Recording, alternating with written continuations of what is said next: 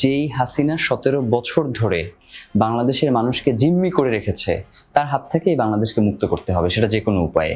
ভারতের যদি বাংলাদেশে আক্রমণও করা লাগে, তারা আক্রমণ করে হইলেও হাসিনার সেভ করতো। তো জুলাইয়ের এই গণ অভ্যুত্থান যে সংগঠিত হয়েছে, এটা সকল ম্যাটেরিয়ালস আগেই রেডি ছিল। মানে এইটা যে কোটা সংস্কারের আন্দোলন করেছে এই জন্য হয়েছে ব্যাপারটা এমন না।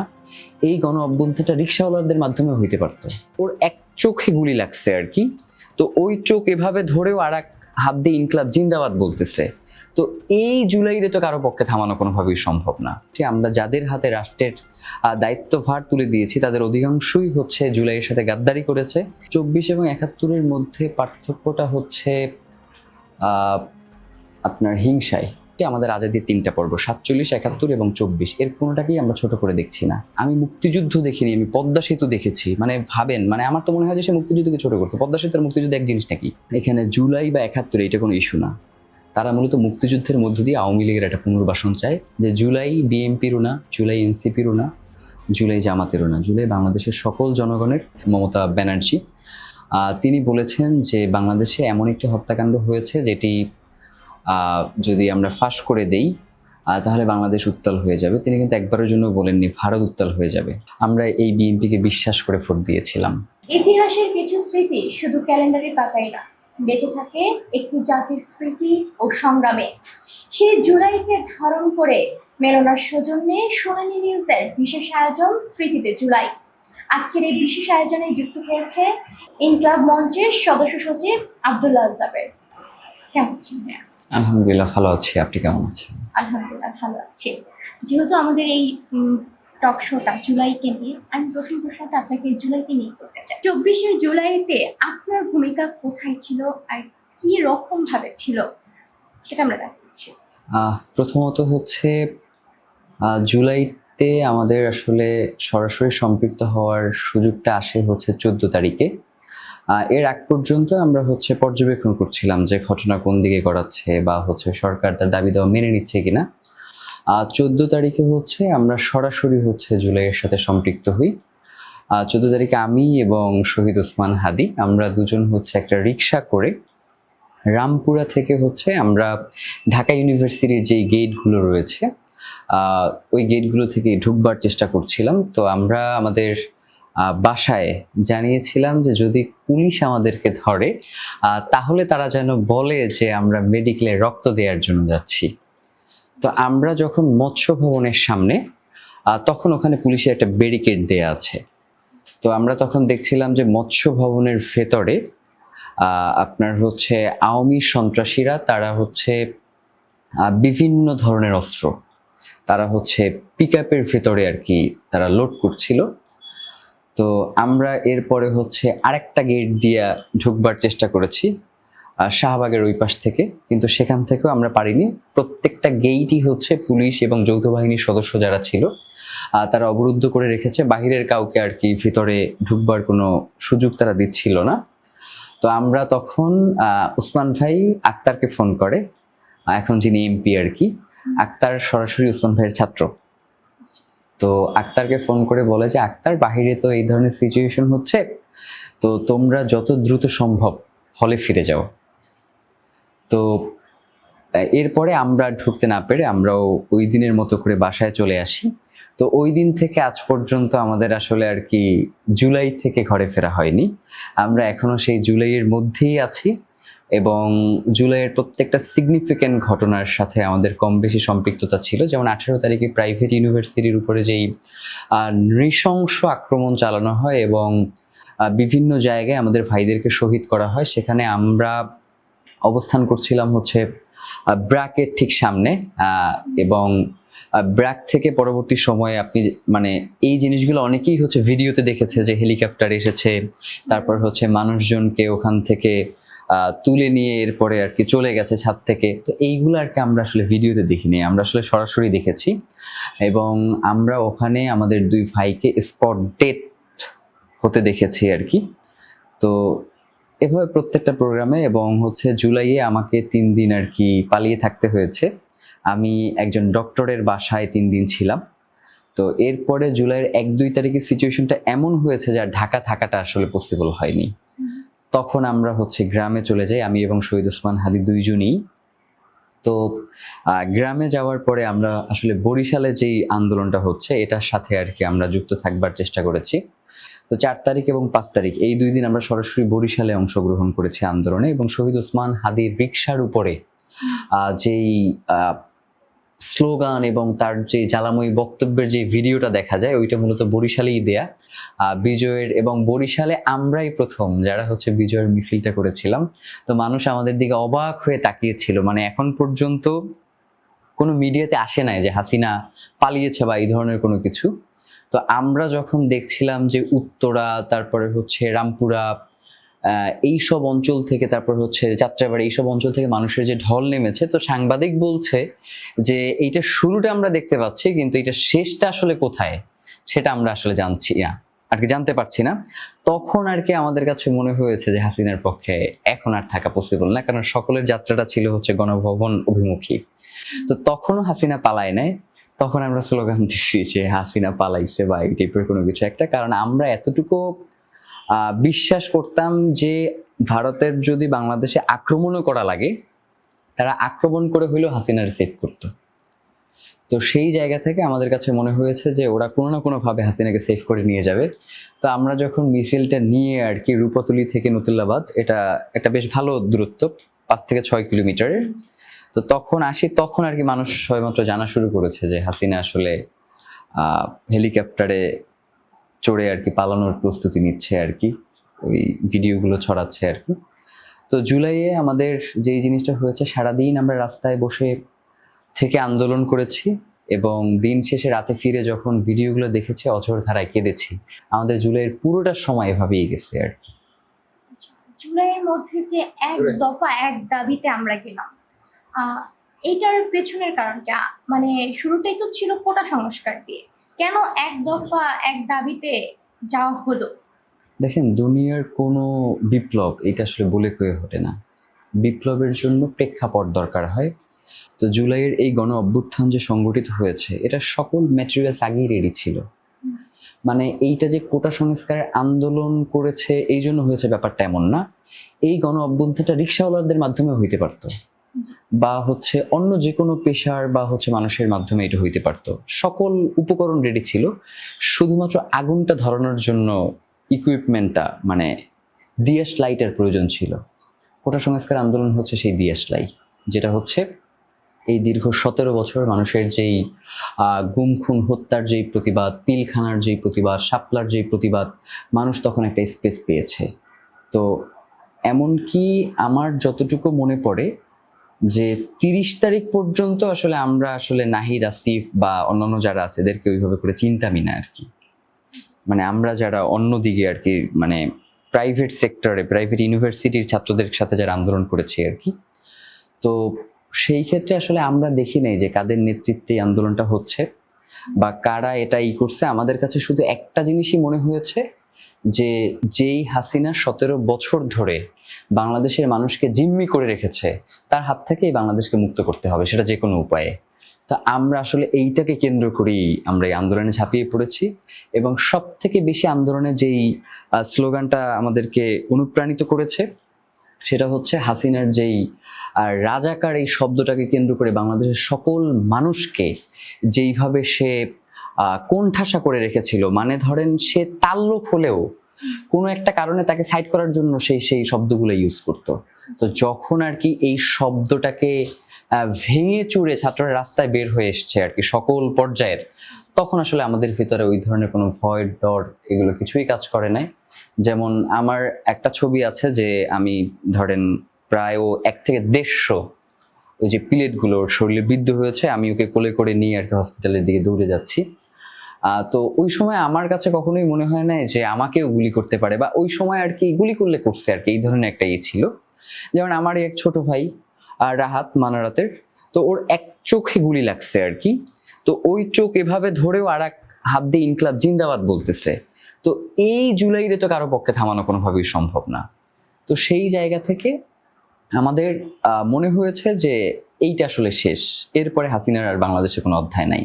তো আসলে বাস্তবতাও সেটাই ঘটেছে। বাংলাদেশের মানুষ তার জায়গা থেকে তার সর্বোচ্চটুকু দিয়ে হাসিনাকে এই জমিন থেকে বিতাড়িত করেছে এবং দীর্ঘ 17 বছরের স্বৈর শাসন থেকে মুক্তি পেয়ে একটি নতুন বাংলাদেশের স্বপ্ন দেখছে। 24কে আপনি কিভাবে সংজ্ঞায়িত করতে যাচ্ছেন? যে 24 যে আন্দোলন হলো, যাকে বলা হচ্ছে 24-এর গণ অভ্যুত্থান, এই গণ অভ্যুত্থানকে আপনি কিভাবে দেখছেন? কতটুকু মানে 24কে এক কথায় আপনি ব্যাখ্যা করবেন? 24-এর এই আন্দোলনটার এখন পর্যন্ত পূর্ণতা পায়নি। আমার কাছে মনে হয় যে আমরা জুলাইতে যে বিপ্লবটা শুরু করেছি সেটা এখন পর্যন্ত চলমান রয়েছে। তো এটার জন্য আমাদেরকে হয়তো দীর্ঘ পথ একটা পাড়ি দিতে হবে, তো সেটার জন্য আমরা প্রস্তুতি নিচ্ছি। তো 24-এ যখন আমরা আন্দোলনে নেমেছি তখন আমাদের মাথায় একটা জিনিসই ছিল, সেটা হচ্ছে হাসিনাকে বাংলাদেশ থেকে বিতাড়িত করতে হবে। কিন্তু আমাদের রাষ্ট্র গঠনের মতো কোনো পরিকল্পনা আমাদের কাছে ছিল না। কিন্তু 24 পরবর্তী সময়ে আমরা বিভিন্ন পর্যায়ে এই সমস্যাগুলো ফেস করেছি। আমরা যাদের হাতে রাষ্ট্রের দায়িত্বভার তুলে দিয়েছি তাদের অধিকাংশই হচ্ছে জুলাইয়ের সাথে গাদ্দারি করেছে, যার পরিপ্রেক্ষিতে আমাদের কাছে মনে হয়েছে যে এই জুলাইকে আমাদের দীর্ঘ সময় ধরে টেনে নিয়ে যেতে হবে এবং একটা সময় এসে এই জুলাইয়ের একটা সুন্দর পরিসমাপ্তি করবে, যেটা বিপ্লবের মধ্য দিয়ে পূর্ণতা লাভ করবে। 24 আর 71-এর যে একটা কন্ট্রোভার্সি ছিল, আচ্ছা হয় যে 24 আর 71 নিয়ে একটা খুবই কন্ট্রোভার্সি হয়েছিল, সেই ব্যাপারে আপনি কি বলবেন যে 71 আর 24-এর মধ্যে কি পার্থক্যটা কোথায়? আমার মনে হয় যে 24 এবং 71-এর মধ্যে পার্থক্যটা হচ্ছে আপনার হিংসায়, এবং দ্বিতীয়ত হচ্ছে এই হিংসাটা কার? এই হিংসাটা হচ্ছে যারা দীর্ঘ 17 বছর ধরে বাংলাদেশকে জিম্মি করে রেখেছিল। কারণ তাদের কাছে যে ইকুইপমেন্টটা ছিল মুক্তিযুদ্ধ ট্রাম কার্ড, এই ট্রাম কার্ডটা তারা হয়তো সামনের দিনগুলোতে ব্যবহার করতে পারবে বলে ওইভাবে মনে হচ্ছে না। এই ধরনের একটা প্রবণতা তাদের ভিতরে কাজ করছে বিধায় তারা 24-কে 71-এর মুখোমুখি করছে। দেখেন, 71 কোনোভাবেই কোনো একটা রাজনৈতিক দলের না, যেভাবে 24 কোনো রাজনৈতিক দলের না। আপনাকে বললাম যে 30 তারিখ আগ পর্যন্ত আমি নাহিদ আসিফ কাউকেই চিনতাম না, কিন্তু আমরা তো আন্দোলন করেছি, আমরা তো প্রত্যেকটা মুভমেন্টে অংশগ্রহণ করেছি। তো তখন আমার দেখবার প্রয়োজন ছিল না যে এই আন্দোলনের কে নেতৃত্ব দিচ্ছে, আন্দোলনটার প্রয়োজন ছিল। ঠিক 71-এও সেম, যে ওই সময়ে এই যে পাকিস্তানের যেই বাংলাদেশের জনগণের প্রতি, মানে পূর্ব পাকিস্তানের প্রতি যার যে একটা বিরূপ মনোভাব এবং সবকিছু থেকে তাকে একটা বঞ্চিত করার যেই প্রবণতা বা হচ্ছে পাওয়ারকে কুক্ষিগত করার যে একটা কাজ, এইটার পরিপ্রেক্ষিতে মুক্তিযুদ্ধটা প্রয়োজন ছিল। আমাদের একটা স্বাধীনতা দরকার ছিল। তো এইটা যে শেখ মুজিবুর রহমানের নেতৃত্বে হয়েছে বা হচ্ছে জিয়াউর রহমানের, ব্যাপারটা এমন না। ব্যাপারটা হচ্ছে কাউকে না কাউকে এটা নেতৃত্ব দিতে হইতো। তো সেই জায়গায় তারা এগিয়ে এসেছেন এবং নেতৃত্ব দিয়েছেন, এজন্য আমরা তাদেরকে অবশ্যই তাদের এই অবদানকে স্বীকার করি। কিন্তু তারা পরবর্তী সময়ে আওয়ামী লীগ যেইভাবে মুক্তিযুদ্ধকে কুক্ষিগত করেছে এবং তার নিজস্ব দলের একক স্টেক হোল্ডার বানিয়েছে মুক্তিযুদ্ধের, তো সেই জায়গায় আসলে সে বাংলাদেশের সেই সাধারণ মানুষ যারা লুঙ্গি পরে, গেঞ্জি গায়ে দিয়ে, পিস্তল কাঁধে করে নিয়ে এরপরে যারা লড়াই করেছে, তারা আসলে প্রতারণা ফিল করেছে, তারা নিজেদেরকে প্রতারিত মনে করছে। তো জুলাইয়ের ক্ষেত্রে যে ব্যাপারটা, সেটা হচ্ছে যারা এতদিন ধরে এই ব্যবসাটাকে কন্টিনিউ করে আসছিল, তাদের কাছে আসলে যে কোনো এই ঘটনা সামনে আসা মানেই হচ্ছে যেমন হচ্ছে ধরেন তাদের কাছে ফিল হওয়া যে আসলে আমার যে চেতনার ব্যবসা আমি এতদিন করছি আর কি, সেটা হারিয়ে যাচ্ছে কিনা। কিন্তু আমরা যারা সাধারণ জনগণ ছিলাম, আমরা 47-কে যেভাবে ওন করি, আমরা 71-কেও সেভাবে ওন করি এবং ঠিক তেমনিভাবে আমরা 24-কে ওন করি।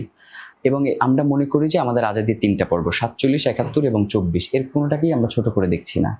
আমরা মনে করি যে বাংলাদেশের প্রত্যেকটা লড়াই সংগ্রাম, এগুলো বাংলাদেশের মানুষের প্রত্যক্ষ অংশগ্রহণের ভিত্তিতে হয়েছে এবং সেগুলোকে অস্বীকার করবার কোনো সুযোগ নেই। যারা এগুলোকে আসলে মুখোমুখি দাঁড় করায়, আমার কাছে মনে হয় যে তারা এই বিতর্কটা তৈরি করবার জন্য এই কাজগুলো করে। কারণ 24 এবং 71 তো কোনো বিতর্কের কোনো সুযোগ নেই, দুইটাই আজাদির সংগ্রাম, দুইটাই আজাদির লড়াই, আমরা দুইটাকেই ওন করি। কিন্তু যখন আমি দেখি যে জুলাই জাদুঘর তার যে কর্মচারী-কর্মকর্তা রয়েছে তাদের বেতনটাকে যখন বন্ধ করে দেয়া হয় নির্বাচিত সরকার ক্ষমতায় আসবার পরে, এরপরে যখন আমরা দেখি যে বাংলাদেশ ব্যাংক থেকে যে আপনার 2 লক্ষ করে টাকা সিএসআর ফান্ড থেকে জুলাই শহীদদেরকে দেয়া হচ্ছিল, সেটা বন্ধ করে দেয়া হয়েছে। পরবর্তীতে শুধুমাত্র বিএনপির যারা আর কি শহীদ হয়েছেন তারা মনে করেন এই শহীদদেরকে শুধুমাত্র তারা টাকাটা দিচ্ছেন। তো তখন আমার কাছে মনে হয় যে জুলাইটাকে আসলে কিছু কিছু ব্যক্তি কুক্ষিগত করবার চেষ্টা করছেন বা কিছু কিছু দল। তো সেই জায়গা থেকে এসে জুলাইকে জনসাধারণের করাটা হচ্ছে আমাদের একটা দায়িত্ব। আমরা সেই লক্ষ্যে কাজ করছি। জুলাই এবং ৭১ এটা কোনোভাবেই মুখোমুখি নয়, এটা একটা সিলসিলা। যেমন আমাদের আগামীতেও তো কোনো একটা লড়াই হতে পারে বাংলাদেশের প্রয়োজনে। তো তখন কি আমরা ২৪কে অস্বীকার করব? প্রশ্নই আসে না। তো সেই জায়গা থেকে আসলে আমার কাছে কিন্তু যারা আর কি মুক্তিযুদ্ধের ব্যাপারে, যারা একদম আর কি মানে আমি মুক্তিযুদ্ধ দেখিনি, আমি পদ্মা সেতু দেখেছি, মানে ভাবেন, মানে আমার তো মনে হয় যে সে মুক্তিযুদ্ধকে ছোট করছে। পদ্মা সেতু আর মুক্তিযুদ্ধ এক জিনিস নাকি? তো এই মানুষগুলো আবার যখন জুলাইরে সিডিআই করতে চায়, তখন আমরা এই ব্যাপারটা খুবই পরিষ্কার যে আসলে তারা এখানে জুলাই বা ৭১ এটা কোনো ইস্যু না। তারা মূলত মুক্তিযুদ্ধের মধ্য দিয়ে আওয়ামী লীগের একটা পুনর্বাসন চায়। সেইটা করতে না পারার ক্ষোভে তারা আর কি এই দুইটাকে মুখোমুখি করবার একটা পায়তারা করছে। আপনি যেমন বললেন বিএনপি সরকারকে নিয়ে, তাদের একটা মতভেদ এখন যেটা তৈরি হয়েছে, গণভোট। গণভোট তারা স্বীকৃতি দিচ্ছে না, সেই ব্যাপারে আপনি কি বলবেন যে এতগুলি মানুষ এটা তো আসলে সরাসরি ভাবে বললে আর কি আমরা আসলে রাগঢাক করে কোনো কথা বলি না। আমাদের কাছে খুবই সুস্পষ্ট যে বিএনপি এই ক্ষেত্রে বাংলাদেশের জনগণের সাথে প্রতারণা করেছে। কারণ তুমি যদি গণভোটে তোমার যদি কোনো আপত্তি থাকে, তাহলে কেন নির্বাচনী জনসভায় গিয়ে সকল জনসাধারণকে গণভোটের পক্ষে হ্যাঁ দেওয়ার জন্য বলা হইল? আমি মানবো না, মানে আমার তো একটা নিজস্ব জায়গা থাকবে। কিন্তু জনগণকে ভোট দিতে বলে সেই ভোট মানা হচ্ছে না। মানে একই দিনে দুইটা ভোট হচ্ছে, আপনার যেটা দরকার আপনি সেইটা নিচ্ছেন, এবং যেইটাই আর কি ক্ষমতার বিকেন্দ্রীকরণ ঘটবে, ক্ষমতার একটা ভারসাম্য রক্ষা হবে, যেখানে কেউ স্বৈরাচার হয়ে উঠতে পারবে না, যেখানে মানুষের অধিকার সুনিশ্চিত করবার একটা লক্ষ্য যেই সনদের ভিতরে আছে, সেগুলো আপনি পরবর্তী সময়ে এসে বাস্তবায়ন করছেন না। যেগুলোর ওয়াদা আপনি করেছিলেন, যেগুলো আপনি করবেন, তার মানে আপনি সরাসরি জনগণের সাথে শুধুমাত্র ক্ষমতায় আসার জন্য একটা ছলচাতুরি করেছেন। তো আমরা বিএনপিকে আহ্বান করতে চাই যে আসলে জুলাই শেষ হয়ে যায়নি। জুলাই এটা চলমান একটা প্রক্রিয়া। আপনি চাইলেও চলবে, আপনি না চাইলেও চলবে। তবে আমরা জুলাইয়ের এই আন্দোলনে আপনাদেরকে পাশে চাই। জুলাইয়ের যে লড়াইটা আমরা এখন পর্যন্ত করছি, সেই লড়াই আপনারা আমাদের সঙ্গী হবেন, এমনটাই আমাদের প্রত্যাশা। কারণ আপনি দীর্ঘ ১৭ বছর ধরে বিদেশে ছিলেন, আপনার মায়েরে ছুঁয়ে আপনি দেখতে পারেন নাই দীর্ঘকাল, আপনার ভাইরে আপনি দেখতে পারেন নাই। তো এই যে কষ্টগুলো, আপনার এই কষ্ট থেকে খানিকটা মুক্তি দিলেও সেই মুক্তিটা দিছে কিন্তু এই জুলাইয়ের শহীদেরা, জুলাইয়ের আহতরা, যারা হাসিনারা এই দেশ থেকে বিতাড়িত করছে। আপনারা তো ২০৪১ সাল পর্যন্ত চিন্তা করতেন। তো সেই জায়গা থেকে তো আপনাদেরকে ২০২৬-এ বাংলাদেশের রাষ্ট্র ক্ষমতা এই জুলাইয়ের শহীদ এবং আহতরা এবং জুলাই যোদ্ধারা বসিয়েছে। সুতরাং সেটা স্বীকৃতি দিতে আপনাদের এত হীনমন্যতার আসলে কারণ কি? আমরা প্রত্যাশা রাখবো যে জুলাই বিএনপিরও না, জুলাই এনসিপিরও না, জুলাই জামাতেরও না, জুলাই বাংলাদেশের সকল জনগণের। সুতরাং জুলাইকে ওন করতে পারলেই মানে বাংলাদেশ সামনের দিকে এগিয়ে যাবে, এমনটাই আমরা বিশ্বাস করি। গণভোটের যে ব্যাপারটা, স্বীকৃতি দেওয়ার ব্যাপারটা, যদি বিএনপি সরকার স্বীকৃতি না দেয়, সেই ক্ষেত্রে যে জুলাই যোদ্ধা বা সাধারণ জনগণের নেক্সট পদক্ষেপ কি হতে পারে? আবারও কি অভ্যুত্থান হবে? আচ্ছা, আপনার কাছে কি মনে হয় যেমন হাসিনা যখন ক্ষমতায় ছিল ১৭ বছরে আপনার কাছে মনে হইতো না যে সবাই আওয়ামী লীগ হয়ে গেছে, সব লীগের বাইরে আপনি কাউকে খুঁজে পাচ্ছেন না? কিন্তু তাহলে এই যে লক্ষ লক্ষ মানুষ তারা যে রাজপথে নেমে আসলো, তারা আসলে কারা? দেখেন, মানুষ তার যে কষ্টগুলো একটা সময় পর্যন্ত এটা চেপে রাখে, তার যে না পাওয়াগুলো একটা সময় পর্যন্ত চেপে রাখে, কিন্তু যখন এটার বিস্ফোরণ ঘটে তখন কিন্তু আর রক্ষা পাওয়া যায় না। তো আমার কাছে মনে হয় যে এই ব্যাপারটাতে তাদের একটু মনোযোগী হওয়া দরকার।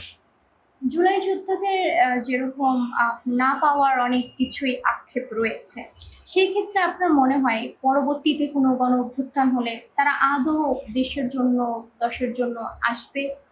এখনের যে পরিস্থিতি, দেখেন, আসলে এই লড়াইটা কেউ কোনো কিছু পাওয়ার জন্য করে নাই। যেমন শহীদরা, সে কিন্তু তার জীবন দিয়ে চলে গেছে, তার আসলে কিছু পাওয়ার নাই। আমরা যারা এখন পর্যন্ত বেঁচে আছি, আমাদের আসলে দুনিয়াবি স্বার্থ হাসিলের জন্য মাঝে মধ্যে আমরা একটু লোভে পড়ে যাই। তবে আসলে এই লোভটা সাময়িক। যখন বাংলাদেশের প্রয়োজন হবে তখন আসলে এই মানুষগুলো আবার নেমে আসবে, এটা আসলে বিশ্বাস আমাদের। কারণ হচ্ছে ৪৭ হইতো না যদি মানুষ না নেমে আসতো। 71 হইতো না যদি আসলে এই লড়াইটা চলমান না থাকতো, এবং 24ও হইতো না যদি আর কি হাসিনার এই ফ্যাসিবাদকে মানুষ মাইনে নিত। যেখানে মানুষ আসবেই, মানুষ কোনোভাবেই পরাধীনতা পছন্দ করে না, সে সবসময় স্বাধীন থাকতে চায়। সাময়িক সময়ের জন্য আপনি তার এই স্বাধীনতাকে কেড়ে নিতে পারবেন, কিন্তু সেইটা কিন্তু দীর্ঘস্থায়ী না। সে তার স্বাধীনতার জন্য যা খুশি সে করবেই, তার স্বাধীনতা অর্জনের জন্য। আমরা একটু জুলাই থেকে ইনকলাব মঞ্চে দেখতে যাচ্ছি। ইনকলাব মঞ্চের যাত্রাটা শুরু কোথা থেকে, কেনই বা ইনকলাব মঞ্চ শব্দটা? ওকে, 5 তারিখে যখন আমরা বিজয় উদযাপন করে আল্লাহর কাছে শুকরানা নামাজ পড়ে যখন ঘরে ফিরলাম, তখন আমাদের কাছে মনে হলো যে আওয়ামী লীগ দুইটা ট্রাম্প কার্ড খেলতে খুব বেশি অভ্যস্ত, একটা হচ্ছে সংখ্যালঘু আর একটা হচ্ছে হিল ট্র্যাক্স। তো এই পাহাড় এবং হচ্ছে যারা সংখ্যালঘু জনগোষ্ঠী, এদের নিয়ে আওয়ামী লীগের একটা শেষ খেলা খেলবার একটা সম্ভাবনা দেখা দিয়েছিল। তখন আমরা যেটা করলাম, আমাদের উপজেলাতে যে মন্দিরগুলো রয়েছে এইগুলো আমরা পাহারার ব্যবস্থা করলাম, এবং আমরা সকল মন্দিরগুলো ঘুরে ঘুরে দেখছিলাম, এবং ওখানে যারা ছিলেন তাদের সাথে কথা বলছিলাম যে আপনারা যদি কোনো প্রয়োজন পড়েন আমাদেরকে ফোন করবেন, আমরা ফোন নাম্বার দিয়ে আসছিলাম। তো তখন আমরা ভাবতেছিলাম যে আসলে মুক্তিযুদ্ধকে যেভাবে আওয়ামী লীগ কুক্ষিগত করে ফেলেছে, তো এই জুলাইকে যাতে কেউ কোনোভাবেই নিজের পকেটে ঢুকাতে না পারে, এই জুলাই যাতে সবসময় বাংলাদেশের মানুষের থাকে। তো বাংলাদেশের মানুষের থাকতে হলে এমন কিছু মানুষের এইখানে কাজ করতে হবে যারা শুধুমাত্র জুলাইকে বাঁচিয়ে রাখতে চায়, এবং জুলাইকে কেন্দ্র করেই যারা আগামীর বাংলাদেশ বিনির্মাণ করতে চায়। তো এর জন্য তো অবশ্যই একটা সাংগঠনিক রূপ দরকার। তো তখন আসলে আমরা ভাবছিলাম যে আমাদের এমন একটা সংগঠন করা দরকার। তো পরবর্তী সময়ে আমাদের বেশ কিছু নাম প্রস্তাবনা হয়েছে, অভ্যুত্থান মঞ্চ, বিপ্লবী মঞ্চ, ইনকিলাব মঞ্চ। তো সবার ভোটের মধ্য দিয়ে আসলে ইনকিলাব মঞ্চ নামটা ফিক্সড হয়, এবং 8 তারিখে আমরা ইনকিলাব মঞ্চের ব্যানার ছাড়া শেখ হাসিনার বিচারের দাবিতে একটা প্রোগ্রাম করি, আর 13 তারিখে আমরা ইনকিলাব মঞ্চের ব্যানার নিয়ে আনুষ্ঠানিকভাবে আমরা ইনকিলাব মঞ্চে যাত্রা শুরু করি, এবং সেখান থেকে আজ পর্যন্ত আমাদের সেই যাত্রা চলমান রয়েছে। এখন ইনকলাব মঞ্চের সাথে যে শহীদ ওসমান হাদি, ওনার নাম জড়িত, উনি কিভাবে জড়িত হলো, বা আপনার সাথে শহীদ ওসমান হাদির সম্পর্কটা কিভাবে বের হলো সেটা জানতে চাচ্ছি। আচ্ছা, শহীদ ওসমান হাদি তো আমাদের রাহবার, বাংলাদেশের রাহবার, আজাদির রাহবার।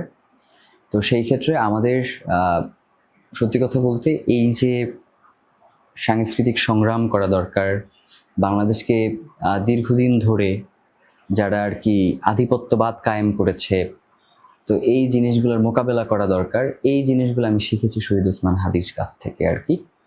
তো উনি একই সাথে আমার শিক্ষকও।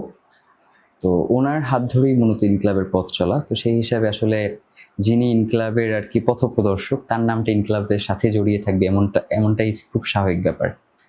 তো শহীদ ওসমান হাদি আসলে শুধুমাত্র ইনকিলাব মঞ্চের মধ্যে এখন আর আবদ্ধ নেই, তিনি পুরো দুনিয়ার এই যে ইনকিলাবের সাথে তিনি যুক্ত হয়ে গেছেন, এবং ভারতে বর্তমান সময়ে যে আন্দোলনটা চলছে, এই আন্দোলনেরও কোনো না কোনো জায়গায় শহীদ ওসমান হাদি জড়িয়ে আছেন। তো আমার কাছে মনে হয় যে শহীদ ওসমান হাদি নিজেই একটা ইনকিলাব, তো যার কারণে তার নামের সাথে আসলে ইনকিলাবকে জড়ানোর কিছু নাই, মানে তিনিই ইনকিলাব। আপনার সাথে শহীদ হাদির জুলাইয়ের যে সব থেকে সুন্দর স্মরণীয় দিনটা কোনটা ছিল, তার সাথে স্মৃতিতে ভাসে এরকম কিছু দিন? স্মরণীয় দিন বলতে হচ্ছে মানে শহীদ ওসমান হাদি এবং আমি পরবর্তী একটা সময় আমরা একটু বিচ্ছিন্ন ছিলাম। ভাই হচ্ছে রামপুরের ওই সাইডটাতে আন্দোলন করতেন, আর আমি হচ্ছে বাড্ডার এই সাইডটাতে আন্দোলন করতাম। তো আমাদের ফোনে কন্টিনিউয়াস যোগাযোগ হইতো। তো ভাই আন্দোলন করতেছেন, এমন অবস্থায় একজনের মাথায় এসে আর কি একটা গুলি বিদ্ধ হয়, এবং তার মস্তক বেয়ে বেয়ে পড়ছে আর কি। তো ভাইও ফোন করে কাঁদছেন, আমিও কাঁদছি, আসলে কেউ কোনো কথা বলতে পারছি না আর কি। তো ওই মুহূর্তটা আমার ভীষণ মনে পড়ে যে আসলে এই মানুষগুলোতে আমার কিছু হয় না, এই মানুষগুলোর কোনো দিন দেখি নাই, কিন্তু সে মারা গেছে, আমরা ফুপিয়ে কাঁদছি, চিৎকার করে কাঁদছি। তো এই মানুষগুলোর প্রতি আমাদের দায় এবং দরদ আছে, এবং সেই জায়গা থেকেই মূলত আমাদের একসাথে লড়াইটা করা। আপনাদের একটা স্লোগান ছিল হাদি ভাইয়ের, আপনি সেটা হচ্ছে হাদি ভাই যখন মারা গেল ওসমান হাদি, তখন হচ্ছে আপনি তার জানাজার মঞ্চে দাঁড়িয়ে বলেছিলেন, ওই স্লোগানটা যদি একটু বলতেন। ওখানে ইসলামের ও আচ্ছা, ওখানে আমরা যেটা বলেছিলাম সেটা হচ্ছে আহ, আমি পুরো কবিতাটা আমার মনে আসতেছে, ওইখানে কোন লাইনটা স্পেসিফিক বলেছিলাম সেটা মনে নাই। আমি চিরবিদ্রোহী। আমি চিরবিদ্রোহী বীর, বিশ্ব ছড়াই উঠিয়াছি একা চির উন্নতম মশির, এটা ওখানে বলেছিলাম। তো এটা আসলে ওখানে হয়েছে কি, ওখানে আসলে আমি কোনো কিছুই মানে স্ক্রিপ্ট ছিল না, আমাকে বক্তব্য দিতেছিল না, মানে ওখানের বক্তব্য যারা দিবে ওইখানে আমার কোনো নাম ছিল না। তো ইনকিলাবের যারা ছিল ওরা ওখানে প্রচুর পরিমাণে প্রতিরোধ গড়ে তোলে, ওনারা এক রকমের বাধ্য হয়েছে আমাকে বক্তব্য দেওয়ার জন্য। তা আমার কাছে মনে হয় যে ওইখানের যে শব্দগুলো আমার মুখ থেকে উচ্চারিত হয়েছে এগুলো আসলে আল্লাহ আমার মধ্য দিয়ে আর কি বের করে নিয়ে আসবার একটা চেষ্টা করেছেন। এখানে আসলে আমার ব্যক্তির কোনো আর কি কৃতিত্ব নাই, এটা আল্লাহই চেয়েছেন। শহীদের যেই রক্ত যেই জমিনে ঝরেছে সেই জমিন যাতে শহীদের হয়ে কথা বলে, তা আমার কাছে মনে হয় যে ওখানে সেই কথাগুলি উচ্চারিত হয়েছে। এখানে যে বক্তব্যের কথাটা বললেন সেখানে কোনো বাধার সম্মুখীন হতে হয়েছে কি? বক্তব্য তো আমাদেরকে দিতেই দিবে না, আগের দিন থেকেই বলা হয়েছে যে ইনকিলাব মঞ্চের আব্দুল্লাহ জাবের ওখানে কোনো বক্তব্য দিতে পারবে না আর কি। কারণ তাদের একটা ছিল যে আমি এমন কোনো সিদ্ধান্ত নেই কিনা যেটা বাংলাদেশকে আরো বেশি অস্থিতিশীল করে তুলবে। দেখেন, শহীদ ওসমান হাদি তো আসলে নির্বাচনটা চেয়েছিলেন এবং তিনি তো একজন প্রার্থী ছিলেন। তো সেই জায়গায় আসলে নির্বাচন বানচাল করা বা এই ধরনের কোনো কিছুই আর কি আমরা কখনোই চিন্তা করিনি। তো গোয়েন্দা সংস্থাগুলো তাদের জায়গা থেকে হয়তো এটুকু মনে করেছে যে জাবের যদি কিছু বলে তাহলে জনগণ হয়তো বিক্ষোভে পুরো আর কি দেশ উত্তাল করে ফেলবে। তো আমরা আমাদের জায়গা থেকে শান্তিপূর্ণভাবে শহীদ ওসমান হাদির জন্য যতটুকু করা দরকার, যতটুকু বলা দরকার আমরা বলেছি, এবং সেই বলার ক্ষেত্রে আমরা কোনো ধরনের কার্পণ্য করিনি। মানে আপনি যে আপনাকে যে নিষেধ করা হলো যে আপনি দিতে পারবেন না, তারপর কিভাবে আপনি মঞ্চে গিয়ে দাঁড়ালেন? ব্যাপার যেটা সেটা হচ্ছে ওখানে তো লক্ষ লক্ষ মানুষ এবং তারা দেখছে যে আমাকে বক্তব্য দিতে দিচ্ছে না, কিন্তু ইনকিলাবের ওরা চেষ্টা করছে। তো স্বাভাবিকভাবেই এই যে এখানে আমাদের কথা কাটাকাটি হচ্ছে বা হচ্ছে বক্তব্য নিয়ে একটা আলোচনা চলছে, এটা কোনোভাবে আমাদের যে তৃতীয় কাতার ক্রস করে যদি ওই পাশে চলে যায় তখন আসলে ওইখান থেকে জীবিত কেউ ফিরতে পারবে না, মানে ওই ধরনের একটা সিচুয়েশন ক্রিয়েট হয়ে গেছে। তো সেই ক্ষেত্রে অনেকটা তার বাধ্য হয়েই আমাকে বক্তব্য দিতে দিচ্ছে আর কি। এবং এই বক্তব্যের রেশ ধরেই হয়তো ঠিক জানাজার পরপরই সকল ধরনের প্রোটোকল উঠিয়ে নেওয়া হয়েছে। তো এগুলোতে আমরা কোনো ধরনের করিনি, আমরা নিজেরাই প্রোটোকল মেনটেন করেছি শহীদ ওসমান হাদির পুরো কফিন একদম পর্যন্ত নিয়ে আসবার ক্ষেত্রে, শাহবাগ পর্যন্ত। তো আমরা একটা জিনিসই ফিল করেছি যে শহীদ ওসমান হাদি যাতে কোনোভাবে অসম্মানিত না হয় তার শেষ বিদায়ে। তো যার কারণে ওই সময় আমার আসলে বাধ্য হয়েই তার যেই যেটাতে তাকে বহন করা হচ্ছিল সেই গাড়ির উপরে উঠতে হয়েছে এবং জনগণকে ওখান থেকে সরানো হচ্ছিল, নয়তো যেই জিনিসটা হয়তো অন্তত কমপক্ষে 50-এর অধিক লোকজন যারা আর কি পিষ্ট হয়ে মারা যাইতো। তো এটা তো আর একটা বড় দুর্ঘটনা ঘটতো। তো সেই ক্ষেত্রে আমরা আমাদের জায়গা থেকে যাতে শান্তিপূর্ণভাবে শহীদ ওসমান হাদিকে সমাহিত করা যায় তার সর্বোচ্চটুকু চেষ্টা করেছি, কিন্তু সরকার এটাকে আমাদের দুর্বলতা হিসেবে কাউন্ট করেছে, যার কারণে এখন পর্যন্ত সে শহীদ ওসমান হাদির হত্যার বিচারটুকু করছে না। আচ্ছা, আমরা আসবো এই বিষয়ে। আমি আরেকটা যুক্ত করতে চাচ্ছি ইনকিলাব মঞ্চের ইনকিলাব জিন্দাবাদ এই শব্দটাকে নিয়েও কন্ট্রোভার্সি হয়েছিল, যেটা আমাদের বাংলা সংস্কৃতির সাথে যায় না।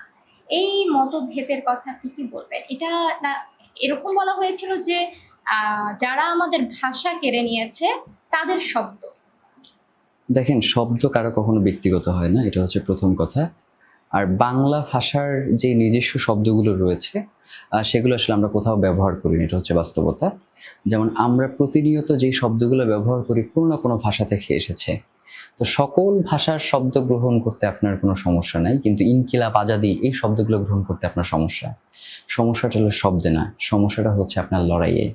বাংলাদেশের মানুষ যখন ইনকিলাব জিন্দাবাদ বলে রাজপথে ঝাঁপিয়ে পড়ে তখন ওই যে দীর্ঘদিনের যে আধিপত্যবাদ ওইটা তো আপনি আর কায়েম করতে পারেন না।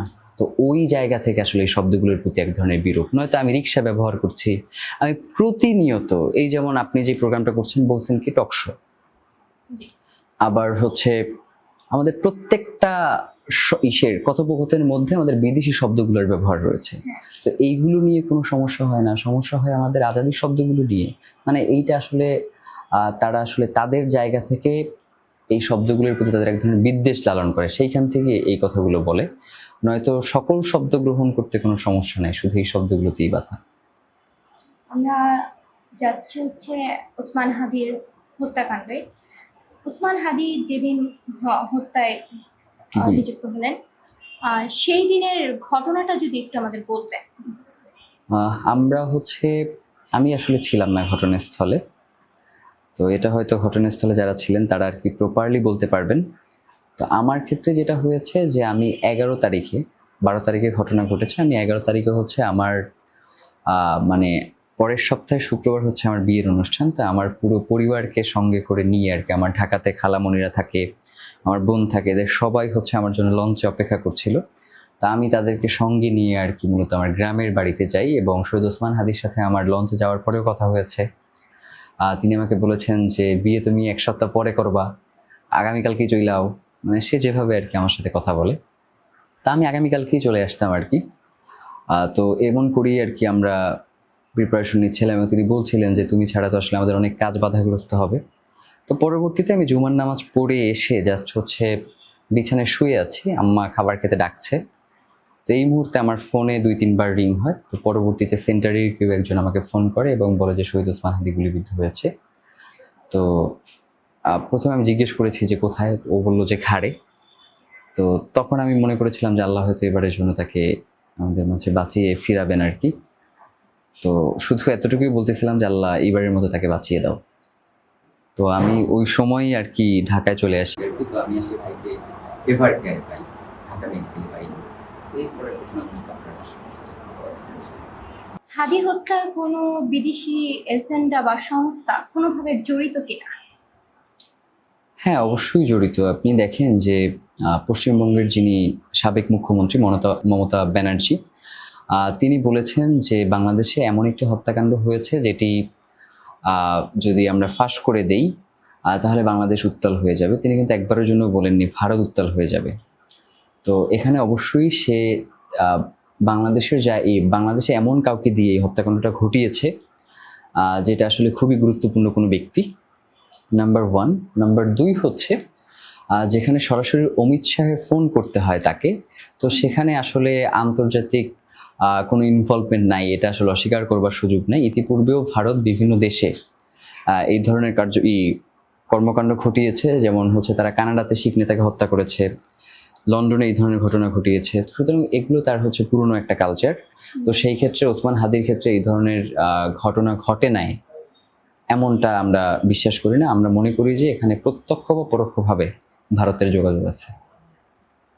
আমরা হাদি হত্যার নিয়ে আপনার প্রত্যাশা কি, নাকি এটাও সাগররণী হত্যার মতো শুধু দীর্ঘস্থায়ী হবে? আচ্ছা, আমাকে যেটা বলা হয়েছে সেটা হচ্ছে আমি যদি চার্জশিটটা মেনে নেই তাহলে তারা খুব দ্রুতই বিচারটা করতে পারেন। কিন্তু আসলে আমি কোনো নামকে অস্তে বিচার চাই না, যেটা দিয়ে আসলে শহীদ ওসমান হাদিকে কি উদ্দেশ্যে হত্যা করা হয়েছে বা এর পিছনে কারা রয়েছে সেটা কোনোদিন প্রকাশ্যে আসবে না। তো প্রয়োজনে, যদিও এটা আমাদের জন্য মেনে নেওয়া অত্যন্ত কঠিন যে শহীদ ওসমান হাদির এই হত্যার বিচারটা বিলম্বিত হচ্ছে, কিন্তু প্রয়োজনে সেই বিলম্বটুকুকেও আমরা গ্রহণ করতে রাজি আছি, কিন্তু কোনোভাবেই মানে ধামাচাপা দেওয়া কোনো বিচার আমরা মেনে নিব না। সরকারকে অবশ্যই এর পিছনে যারা কুশীলব রয়েছে তাদেরকে প্রকাশ্যে এনে বিচারের মুখোমুখি করতে হবে, এর বাইরে তার কাছে কোনো সেকেন্ড অপশন নেই। ঢাকা 8 আসনের প্রার্থী ছিলেন শহীদ ওসমান হাদি। সেখান থেকে উনি হত্যা হওয়ার পর সেখানে 8 আসনে প্রার্থী হওয়ার জন্য ওনার পরিবারের ভাই বা বোন চেষ্টা করেছিলেন। সেখানে আপনারা কোনো সাহায্য সহযোগিতা কি করেছিলেন? আচ্ছা, প্রথমত হচ্ছে আমাদের ইনকিলাব মঞ্চের যারা ছিলাম আমরা বসেছি এবং বসে আমরা সিদ্ধান্ত নিয়েছি যে আমরা ইনকিলাব মঞ্চের পক্ষ থেকে কেউ ঢাকা 8 ইলেকশন করব না। এবং সেই সাথে আমরা আরও একটা সিদ্ধান্ত নিয়েছি যে শহীদের পরিবার থেকে কেউ যদি এই নির্বাচনে অংশগ্রহণ করতে চায় আমরা আমাদের জায়গা থেকে তাদেরকে সর্বোচ্চ সাহায্যটুকু করবার চেষ্টা করব। মানে এটা আমরা কোনো ধরনের বরখেলাপ করিনি, আমরা আমাদের জায়গা থেকে চেষ্টা করেছি। পরবর্তীতে তাহলে তারা কেন আর 8 আসনের জন্য লড়াই করলো? সেটার উত্তর হয়তো তারা দিতে পারবেন, এটার উত্তর আসলে আমাদের কাছে নাই। বর্তমানে ওসমান হাদির পরিবারের সাথে আপনার সম্পর্ককে, আপনার না ব্যক্তিগত আমি বলতে চাচ্ছি, ইনক্লাব মঞ্চের সাথে সম্পর্কটা কিরকম মজবুত? আমার কাছে মনে হয় যে সম্পর্কের জায়গাতে কোনো ধরনের সমস্যা নেই। যেমন তাদের পরিবারের সাথে আমাদের যোগাযোগ রয়েছে, কিন্তু আপনার যে ধরনের কন্ট্রোভার্সিগুলো সোশ্যাল মিডিয়াতে আসছে, আমার কাছে মনে হয় যে যারা এই কন্ট্রোভার্সিগুলোতে না জেনে জড়িয়ে পড়ছেন তারা একটু সতর্ক হবেন, কারণ আমাদের শহীদ পরিবারকে অবশ্যই সম্মান করা দরকার, কারণ তারা এই পরিবারগুলো কিন্তু তাদের অভিভাবক হারিয়েছে। তো সেই ক্ষেত্রে তারা যদি কোনো ভুল কাজও করে, আমাদের কাছে মনে করতে হবে যে তারা অভিভাবকহীন হওয়ার কারণে তাদেরকে ওইভাবে করে প্রপার গাইডলাইনে নিয়ে না আসতে পারার অক্ষমতা আসলে আমাদেরই। তো যার কারণে আমরা আমাদের জায়গা থেকে সবসময় আমাদের জীবনের শেষ দিন পর্যন্ত শহীদ পরিবারকে সম্মান করতে চাই এবং শহীদ ওসমান হাদির যে সিলসিলা রয়েছে সেটাকে সামনের দিকে এগিয়ে নিয়ে যেতে চাই।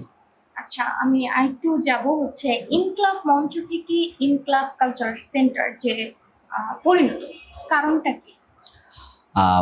দেখেন, ইনকিলাব মঞ্চ হচ্ছে একটি সাংস্কৃতিক সংগঠন, পাশাপাশি তার আরও একটা কাজ রয়েছে, সেটা হচ্ছে সে পলিটিক্যাল প্রেশার গ্রুপ হিসেবে কাজ করে। আর আমরা ইনকিলাব মঞ্চ থেকে যে প্রোগ্রামগুলো করি এগুলো দিয়ে আসলে কোনো কিছুর ভিত্তি তৈরি হয় না, কিন্তু ইনকিলাব কালচারাল সেন্টারটা হচ্ছে বাংলাদেশের যে স্বকীয় রাজনীতি এবং সংস্কৃতি এটার ভিত্তি তৈরি করবার জন্য, যেমন দীর্ঘ 17 বছর ধরে এই সাংস্কৃতিক আধিপত্যবাদ কায়েম করে আমাদের নিজস্ব সংস্কৃতি এবং আমাদের নিজস্ব রাজনীতিকে এই দেশ থেকে অনেকটাই ন্যায় করে দেওয়া হয়েছে।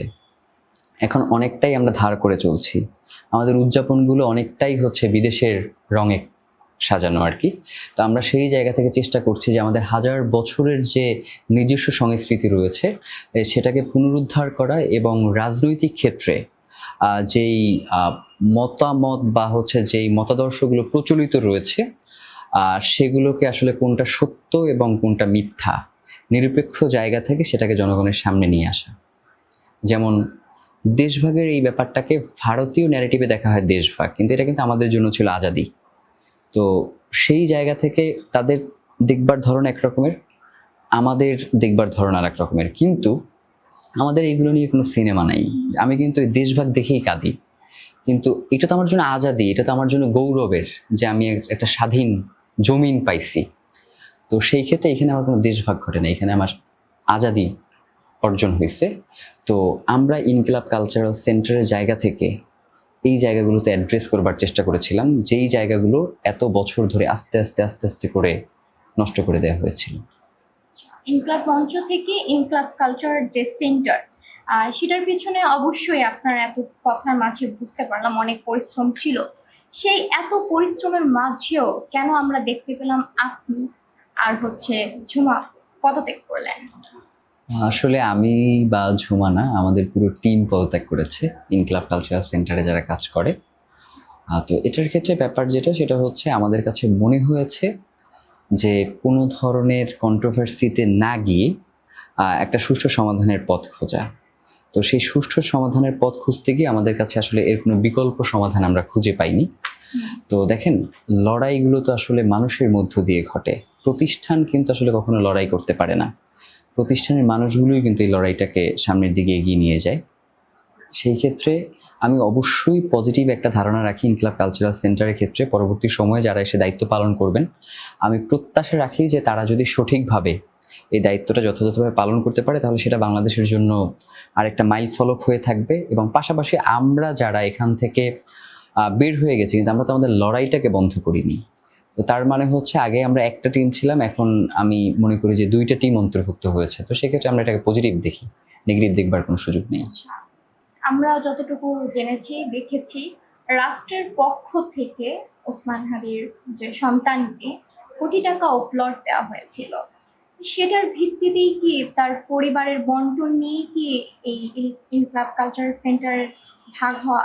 দেখেন, ওসমান হাদির পরিবারকে যদি তার যে 14 পুরুষ আছে তাদেরকেও যদি পুরো বিদেশে সেটেলড করে দেয়া হয়, কোটি কোটি টাকা দেয়া হয়, কিন্তু ওসমান হাদি চলে যাওয়ার কারণে আমাদের যে ক্ষতি হয়েছে সেটার কি 1% পূরণ করা সম্ভব না। তো আমার কাছে এই বিষয়গুলোকে খুবই ছোট মনে হয়। মানে এইগুলো আলাপের আসলে বিষয়ই না। আমাদের যখন আলাপ করবার কথা যে আমাদের রাষ্ট্রটা আসলে যে স্বপ্ন নিয়ে আমরা জুলাই গণ অভ্যুত্থান ঘটিয়েছি, এরপরে আমরা রাষ্ট্র কিভাবে বিনির্মাণ করব, তখন এসে আমরা এমন কিছু বিষয় নিয়ে আর কি পারস্পরিক বিবাদে জড়িয়ে পড়ছি যেটা আসলে সামগ্রিক অর্থে বাংলাদেশকে ক্ষতিগ্রস্ত করছে। তো সেই জায়গাগুলো থেকে আমরা পরিত্রাণ পেতে চাই এবং আমরা আরও নতুন উদ্যমে নতুন করে আমাদের লড়াইটাকে একটা প্রাণ সঞ্চার করতে চাই। তো আমাদের কাছে মনে হয়েছে যে এখানে থাকলে হয়তো আমাদের মনোমালিন্যটা বাড়তে পারে, তো এই বাড়াটার সুযোগটা হয়তো তৃতীয় পক্ষ নিতে পারে। তো সেই জায়গা থেকে আমাদের কাছে আলাদা হয়ে যাওয়াটাকেই শ্রেয় মনে হয়েছে। আচ্ছা, বর্তমানে ইনক্লাব কালচার সেন্টারের আপনার দায়িত্বরতে কে আছেন আপনার পরবর্তীতে? এই বর্তমানে আসলে পদত্যাগ করার কারণে আসলে বর্তমানে কেউই দায়িত্বপ্রাপ্ত নয়। আমরা হস্তান্তরের আগ পর্যন্ত আমরা এটা দেখভাল করছি। হস্তান্তর করবার পরে যারা এটার দায়িত্ব নেবেন তারাই আসলে দায়িত্বপ্রাপ্ত। আমরা শুনেছিলাম আমার দেশের যে বর্তমানে সম্পাদক ছিলেন তিনি হচ্ছে ওসমান হাদির দায়িত্ব এই কালচার সেন্টারে নিতে চেয়েছিলেন। আমরা কি মানে পরবর্তী থেকে তাকেই পাচ্ছি? আমি এখন পর্যন্ত এই ব্যাপারে কিছুই জানি না এবং এমন কিছু ঘটছে বা ঘটবে এমন কিছু আমি শুনিনি। তিনি তখন বলেছিলেন যে ইনকিলাব কালচারাল সেন্টারের দায়িত্ব তিনি নিচ্ছেন, কিন্তু পরবর্তী সময়ে আমাদের ভেতরগত বেশ কিছু সমস্যার কারণে মানে সেটা আসলে সেন্টারের দখল কেন্দ্রিক না, যেমন হচ্ছে আমাদের ভিতরের সমস্যা যেটা সেটা হচ্ছে আমাদের অডিটের কাজ চলমান ছিল।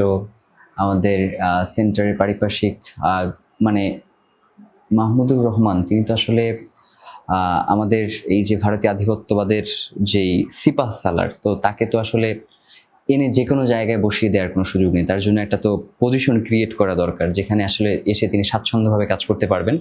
তো আমরা আসলে গত 6 মাস ধরে এই জায়গাটা তৈরি করবার চেষ্টা করছিলাম এবং এই কন্ট্রোভার্সিগুলোকে কিভাবে আরও বেশি সমাধান করে একটা সুন্দর পথ খোঁজা যায় সেটা চেষ্টা করেছি। তো পারিনি, এটা আমাদের ব্যর্থতা হিসেবে স্বীকার করে নিচ্ছি। তো মাহমুদুর রহমান স্যার উনি যদি এটাকে সুন্দর করে পরিবারের সাথে সমঝোতা করে বা বসে কিভাবে এটাকে এগিয়ে নিয়ে যায় সে ধরনের যদি সিদ্ধান্ত নেন, আমরা তাকে অবশ্যই ওয়েলকাম করব। আমরা শেষ করব, তার আগে দুইটা কোশ্চেন করব। সেটা হচ্ছে হাদি ভাইয়ের সন্তানের ভবিষ্যৎ নিয়ে আপনারা কি চিন্তা ভাবনা করছেন? দেখেন, ভবিষ্যৎ দেখবার মালিক হচ্ছেন আল্লাহ। আমাদের আসলে আমাদের পরিকল্পনায় কোনো কিছুই ঘটে না। তো আমরা যেটা চাই সেটা হচ্ছে শহীদ ওসমান হাদির পরিবার যেটা চায় যে ফিরনাসকে তারা নীরবে নিভৃতে মানুষ করতে চায়। আমরা আমাদের জায়গা থেকে সেই স্পেসটুকু ওকে দিতে চাই। এবং সেকেন্ড, আমরা যে জিনিসটা চাই শহীদ ওসমান হাদির সন্তান শহীদ ওসমান হাদির মতো করে বড় হোক এবং পরবর্তী সময়ে শহীদ ওসমান হাদির এই আজাদির লড়াইয়ের সিপাহ সালার হিসেবে সে আবির্ভূত হোক, এমনটা আমাদের প্রত্যাশা। ইনকলাব মঞ্চের সাথে হাদি ভাইয়ের পরিবারের সম্পর্কে কি দূরত্ব তৈরি হয়েছে? কারণটা কি? আমার কাছে মনে হয় না যে ওইভাবে করে দূরত্ব তৈরি হয়েছে। যেমন আমাদের সাথে তো অনেকেরই ভালো সম্পর্ক এখন পর্যন্ত আছে। তো সাময়িক আসলে মনোমালিন্যর যে ব্যাপারটা, এটাকে আমি আসলে দূরত্ব হিসেবে কাউন্ট করতে চাই না। আমার কাছে মনে হয় যে এগুলো কাটিয়ে ওঠা সম্ভব। তো সেই জায়গা থেকে আমি প্রত্যাশা রাখবো যে শহীদ ওসমান হাদির পরিবার হিসেবে তার কিন্তু অনেক দায়িত্ব, প্রত্যেকটা সদস্যের। তারা সেই দায়িত্বগুলো যথাযথভাবে পালন করবেন এবং বাংলাদেশের মানুষের প্রত্যাশা যেই এই শহীদ পরিবারকে নিয়ে যেই পরিমাণ, তো সেই জায়গায় যদি তারা কার্যকরী পদক্ষেপ গ্রহণ করতে পারেন, আমার মনে হয় যে শহীদ ওসমান হাদির পরিবারকে বাংলাদেশের মানুষ মাথায় করে রাখবে। হাদি হত্যার বিচার চেয়ে রাষ্ট্রের কাছে আপনার কি বক্তব্য থাকবে? আমার বক্তব্য হচ্ছে ইনকিলাব মঞ্চ বা শহীদ ওসমান হাদির পরিবার রাষ্ট্রের কাছে বারংবার গিয়ে ধর্ণা দিবে যে শহীদ ওসমান হাদির হত্যার বিচারটা নিশ্চিত করেন। এইটা আসলে শহীদ ওসমান হাদির পরিবার বা ইনকিলাব মঞ্চের কাজ না। এইটা হচ্ছে বাংলাদেশে যারা এই মুহূর্তে ক্ষমতায় রয়েছেন তাদের বিচার নিশ্চিত করাটা হচ্ছে তাদের দায়িত্ব। কারণ তারা ক্ষমতায় গেছেন বাংলাদেশের বিচার ব্যবস্থাকে স্বাধীন করবার জন্য, আইনকে ঢেলে সাজানোর জন্য, জনমুখী করে, এবং বাংলাদেশে যাতে একটা ইনসাফ ভিত্তিক রাষ্ট্র প্রতিষ্ঠা হয় সেটার জন্য। তো সেই ক্ষেত্রে আমি সরকারকে আহ্বান জানাবো যে বাংলাদেশের মানুষ অধীর আগ্রহ হয়ে বসে আছে, তাদের হৃদয়ের হাহাকার আমি বিশ্বাস করি যে বর্তমান সরকার উপলব্ধি করবে এবং শহীদ ওসমান হাদি হত্যার বিচার খুব দ্রুত বাস্তবায়ন করবে। আমরা একদম একটা শেষ লাস্ট প্রশ্ন করব, সেটা হচ্ছে একটু বিতর্কিত প্রশ্ন। সেটা হচ্ছে জামায়াত এমপি গাজী নজরুল ইসলামের একটি ভিডিও নিয়ে এখন বর্তমানে তোলপাড় চলছে, ওনাকে এখন বহিষ্কার করা হয়েছে। এই বিষয়টাকে নিয়ে আপনি কি দেখছেন? এরকম এমপি কে আপনারা চেয়েছেন দেশের এমন একটা সিচুয়েশনে, এমন একটা পরিস্থিতিতে? এই ব্যাপারগুলি আপনারা কিভাবে দেখছেন? দেখেন, আমরা আসলে প্রত্যেকের ক্ষেত্রেই সেম ভাবে দেখি, মানে জামাতের জন্য আলাদা করে দেখা বা বিএনপির জন্য আলাদা করে দেখা ব্যাপারটা এমন না। যেমন যখন বিএনপির একজন এমপি তিনি যখন তার এলাকার সব থেকে কচি মেয়েটা চেয়েছেন এবং পুলিশ হলে ভালো হয় এই ধরনের কথাগুলো বলেছেন, তো তখনও আমরা যেভাবে প্রতিবাদ করেছি, আবার আজকের এই সময় এসে জামাতের এমপির পক্ষ থেকে যেই ঘটনা ঘটানো হয়েছে সে ব্যাপারে আমরা প্রতিক্রিয়া ব্যক্ত করেছি এবং এগুলো কোনোভাবেই গ্রহণযোগ্য কোনো কাজ নয়। তো জামাত যদি নিজেকে দল হিসেবে তারা যেভাবে করে নিজেদেরকে উপস্থাপন করতে হয় সেই ধারা যদি অব্যাহত রাখে, তাহলে অবশ্যই তাকে এ ব্যাপারে যথাযথ পদক্ষেপ গ্রহণ করতে হবে এবং ভবিষ্যতে যাতে এই ধরনের কেউ দুঃসাহস না করে সেই ব্যাপারে তার যেই কার্যকরী পদক্ষেপ এই নীতিমালায় গ্রহণ করা দরকার সেটা তারা গ্রহণ করবে, এমনটা আমরা প্রত্যাশা রাখি। আপনাকে অসংখ্য ধন্যবাদ আমাদের এই সুন্দর আয়োজনে উপস্থিত হওয়ার জন্য। আমাদের হচ্ছে আমরা একদম দর্শক, আমরা এই পর্যায়ে একদম অনুষ্ঠানের শেষ পর্যায়ে আসছি। আমাদের আজকের টক শো ছিল স্মৃতিতে জুলাই, আর সেখানে আমাদের বিশেষ অতিথি হয়ে আসছেন আব্দুল্লাহ জাবের। আপনাকে অসংখ্য ধন্যবাদ। আপনাকে অসংখ্য ধন্যবাদ আমাকে আমন্ত্রণ জানানোর জন্য। মেননার সৌজন্যে সোনালী নিউজের পক্ষ থেকে আপনাকে এই বিশেষ অসংখ্য ধন্যবাদ সোনালী নিউজকে এই সুন্দর উপহারটি দেওয়ার জন্য।